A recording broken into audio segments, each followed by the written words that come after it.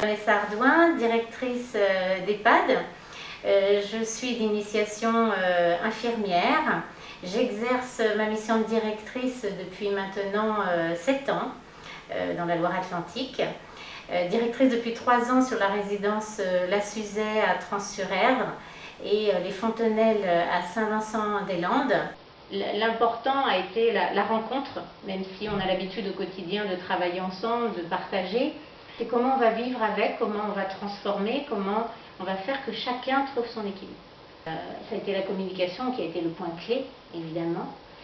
Et je dirais que cette crise a été conduite autour de ce fil conducteur de 3 mots qui répondent à cette notion d'acteur, en fait. C'est la responsabilité de chacun, c'est la confiance et la sécurité.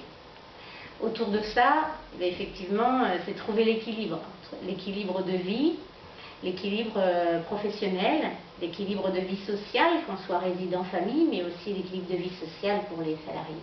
Progressivement, effectivement, les dispositions sont arrivées à nous par les autorités, avec des dispositions cadrées, des dispositions qui se sont imposées de front, et faire en sorte qu'à un moment donné, comment on va les mettre en œuvre chez nous, tout en se questionnant sur ce que je viens d'évoquer, le sens même de notre mission, le sens même de la vie de nos résidents au sein de l'établissement, et le sens même de la vie au travail de nos salariés, et les familles qui partagent avec nous cet accompagnement des résidents finalement. C'est une autre approche de la pratique professionnelle soignante dans nos établissements qui est en train de clairement prendre un virage. On a enseigné les pratiques soignantes pendant de longues années et c'était une nécessité sur la technique de soins, sur le faire. Mais aujourd'hui on ne parle plus de faire une toilette, faire un bain, on accompagne à la toilette. Le salarié va s'adapter, mais il ne va pas perdre plus de temps, puisqu'il ne se sera pas heurté à faire quelque chose que le résident pourrait refuser. Donc dès lors qu'on vient recueillir le consentement et respecter le rythme, eh bien, la gestion du temps et de l'organisation pour accompagner ces personnes est plus fluide.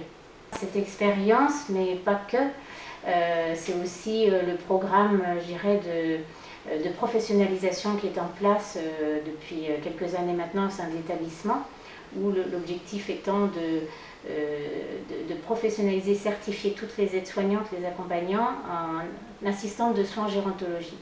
Et le propre de cette formation, c'est justement de se questionner et faire évoluer ces pratiques, non pas forcément techniques, mais relationnelles. Cette formation qu'on a enclenchée maintenant sur un tiers de l'équipe se relaie, se transmet sur le terrain, mais aussi leur a permis de mettre en pratique ces apprentissages et ils ont pu effectivement vérifier cette méthode. L'établissement est organisé de façon à ce que les soignants puissent accompagner de nombreux mois les mêmes personnes. Grossièrement, on appelle ça la sectorisation. Ils vont être dédiés à un espace de vie et accompagner un même groupe de résidents sur une période donnée. Ce qui fait qu'elles ont en connaissance leurs habitudes, les points forts, les points faibles, les capacités, incapacités. On va être vraiment sur la connaissance fine des habitudes de vie.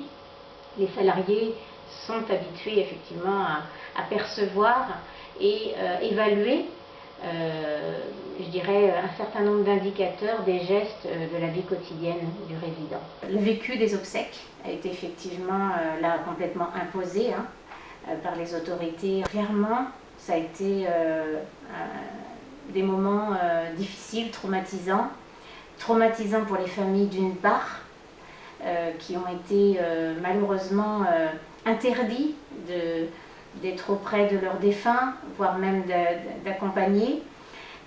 Mais aussi, ça a été très très difficile pour les salariés qui ont l'habitude d'accompagner la fin de vie avec les familles.